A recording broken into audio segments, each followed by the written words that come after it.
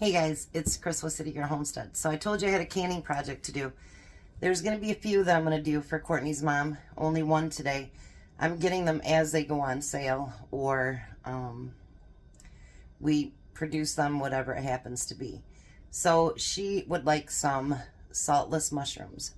So I bought 10 packages of mushrooms. Let me bring you over here. I have them in 2 containers. They had to soak for 10 minutes in water because you want them to be clean, obviously. Now, the next thing we're going to do is we're going to bring them up to a boil and wait till the water gets boiling. And then we're going to boil it for 10 minutes. So I'm going to get these started, get all my jars set up, everything else. But I'll be back after that gets done boiling, and we're going to can us some mushrooms. All right, so now I have my canner heating up, because obviously everything going into my jars is going to be hot. My other one in the back that was up here hadn't even started boiling yet. So we're going to do the small one first, and then we'll come back and do that big one. So this has been boiling for 10 minutes, and we're going to put that right into our jars. I'm starting out with 12 jars, and then I'll see where we go from there. I'm not sure how many that we'll need. So I got 12, and then I've got a whole bunch more washed up here so that they'll be ready to go if I don't have enough. But I think 12 will be pretty close, to be honest.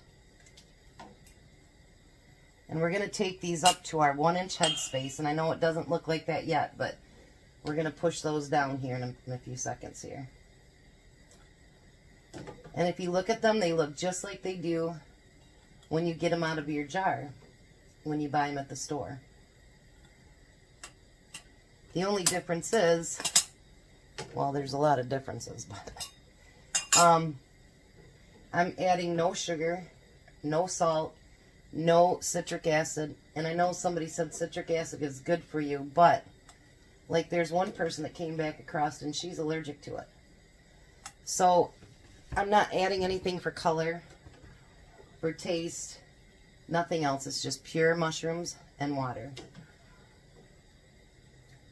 And that's like I've been, telling my daughter-in-law, if your mom really wants to go saltless, she kind of needs to have her own canned foods, because I'm telling you, you compare a jar or can next to each other, and that low salt, it really isn't much less. It really isn't. And so, if you really want to go so that you're doing salt-free and stuff like that, then you need to can your own or find someone to do it for you. Now I'm going to add my own water up to the inch headspace. If I need to take some out, that's okay. I just don't want to add the same water that everything was boiled into. I think it'd be a lot cleaner this way. So we're just going to push those down. And it's staying right at about the inch headspace. If you have to take out or add to it, you can always do that.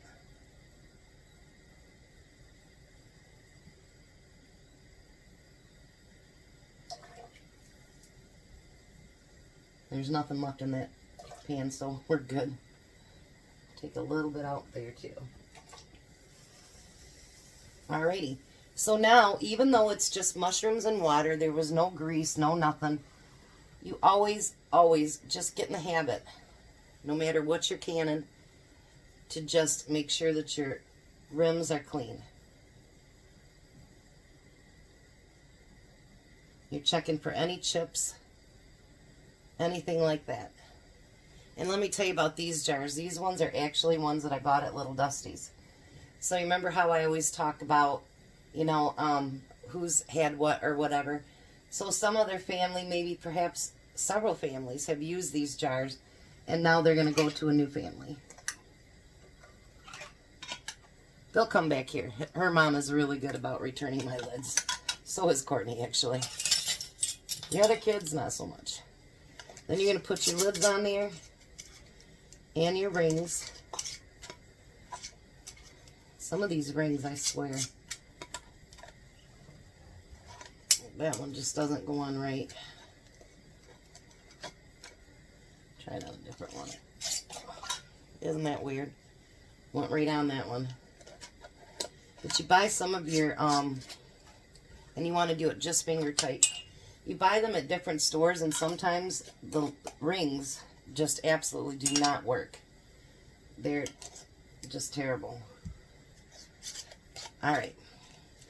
Now, because I'm doing at least 12, I think, I can double stack in my canner because I actually got that part that was broke. And so I have that part now. And I can stack them 9 on the bottom. Well, I can turn that down now. It's actually boiling.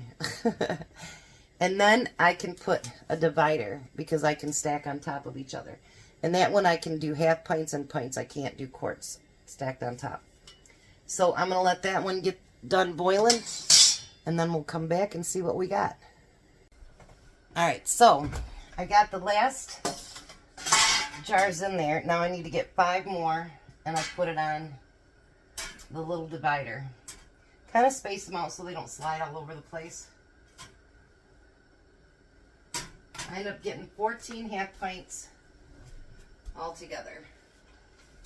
So now we're going to put the lid on that canner. I haven't done it in a while, so I think it actually goes this way, I think.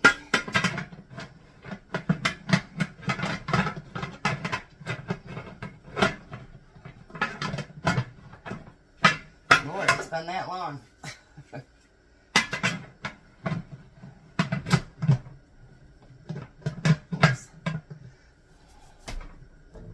Alright, so now we have it on, and I'm going to turn it up to high because the water was already getting very hot.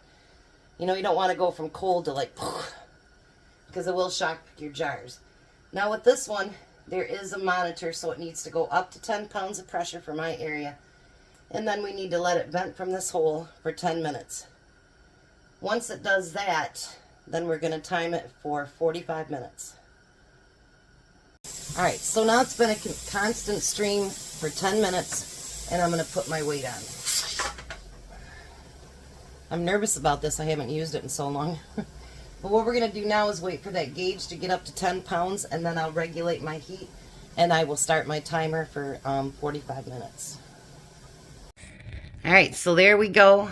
15 jars of home canned mushrooms. Isn't that beautiful? And they've all sealed. Wonderful, wonderful. Look at how beautiful those are.